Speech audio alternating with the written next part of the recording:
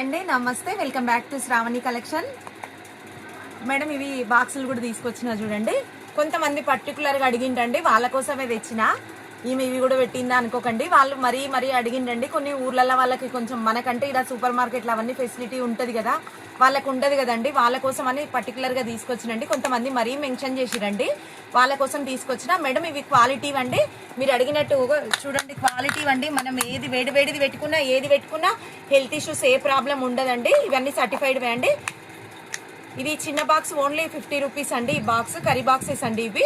ఇందులో next size వచ్చేసి ఇది 60 రూపీస్ అండి. హీట్ది పెట్టుకున్నా ఏం కాదండి, ఏ ప్రాబ్లం ఉండదు.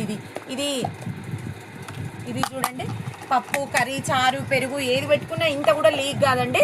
ఇది 60 రూపీస్ అండి. పల్లెటూరులో వాళ్ళకి ఫెసిలిటీస్ ఉండవు కదండి, మనకంటే అన్ని ఫెసిలిటీస్ ఉంటాయి కానీ అక్కడ ఉండవు కదండి.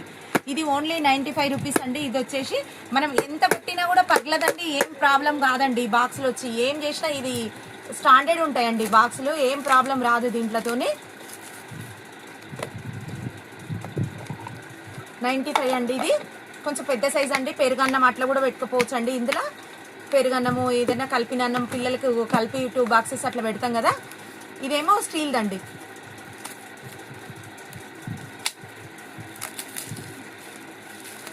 ఇది స్టీల్ బాక్స్.